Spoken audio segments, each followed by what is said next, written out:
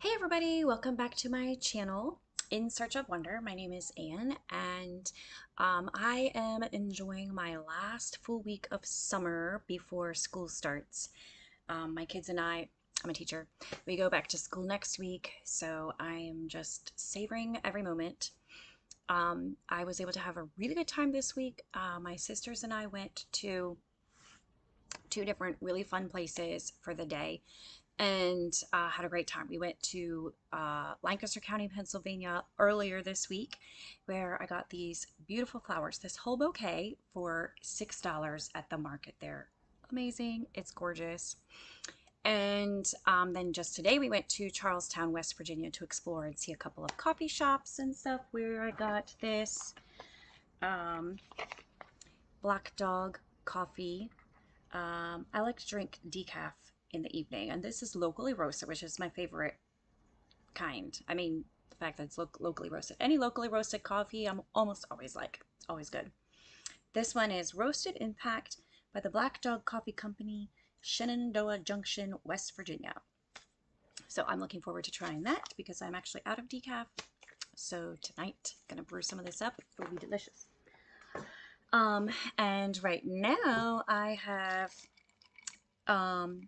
an espresso soda. I have espresso in here on ice with some sparkling water and a little cream. So good. So in all of those adventures, though, I serendipitously happened upon some books. So I have a little mini book haul sort of video to show you.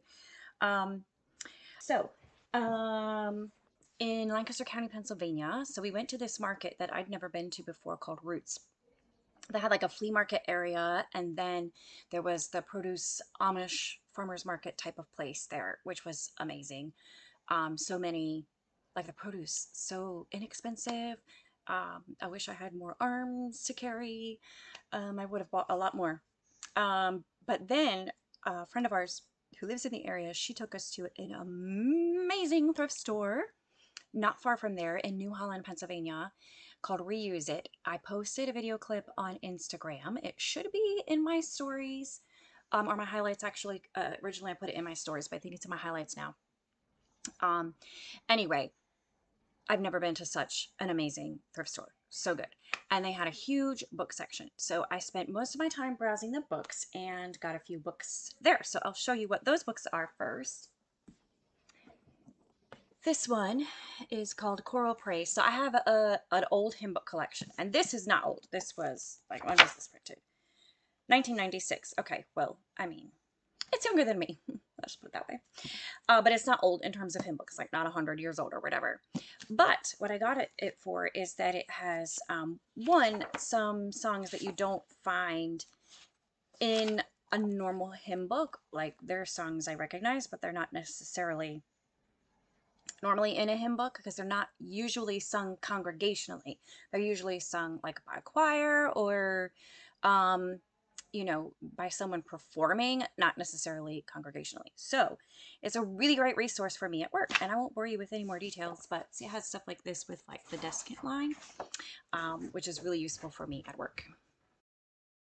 All right, so that's one that probably doesn't interest too many people besides me, but I was happy to find it, and it was $3. Great deal.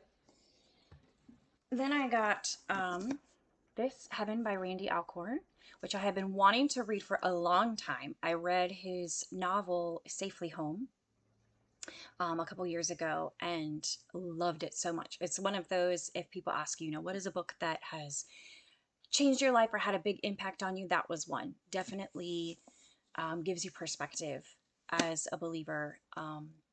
Really good book. If you haven't read it yet, highly recommend. And then this one is nonfiction about heaven.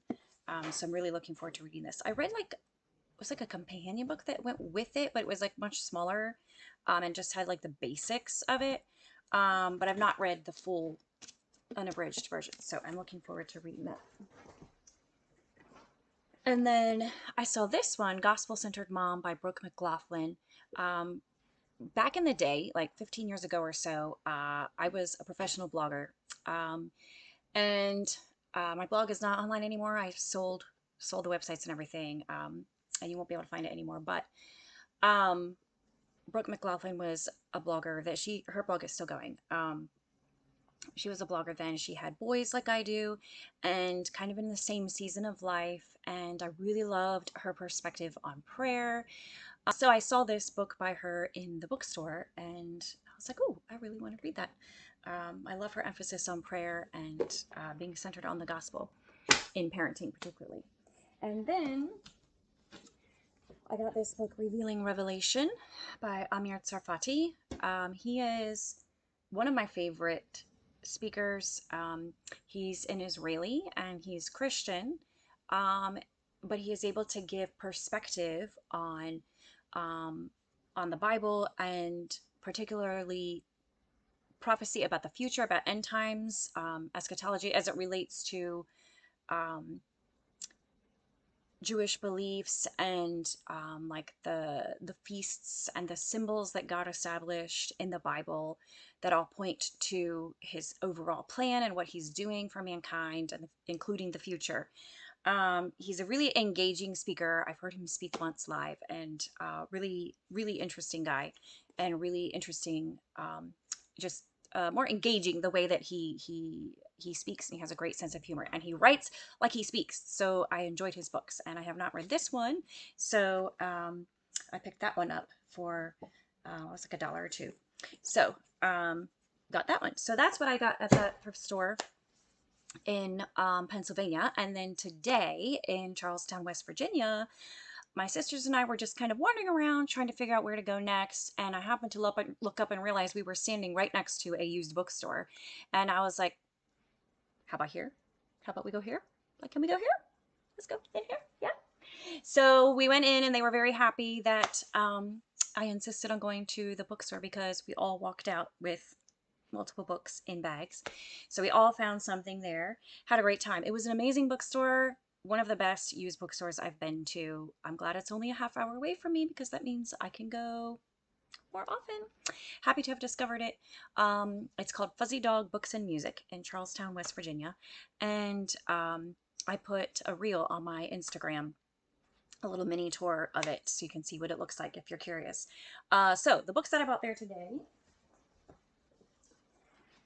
we'll start with the least interesting first. I bought a cookbook, Lose the Wheat, Lose the Weight cookbook. I got it. It was on clearance for $2. Good deal. And then this one, the title fascinated me. Confessions of a Medical Heretic. And I was reading the inside flap about it, and I just thought this was funny. I laughed out loud right there in the bookstore. It said, after listing all of his qualifications and honors and things that he's been rewarded for, it says about the author, he is also a medical heretic, for Dr. Mendelsohn believes that the greatest danger to your health is usually your own doctor. I thought that was hilarious. So, and then he goes to say on other heretical things like this. He tells why, if you're feeling fine, you should not have a physical examination annually or otherwise, etc. So, intrigued me. I'm curious. I want to read that one. And then a couple fiction books. So this one, I think I actually have on Kindle, but I love to have a physical copy whenever I can. So, and I haven't read it yet. So I'm looking forward to read this. I have read other books by her. Which ones have I read by her? I've read other books by her that I really enjoyed. Can't think of their names at the moment, and it's not the books listed in here, so I think she wrote them after this one. I think this is an older book of hers.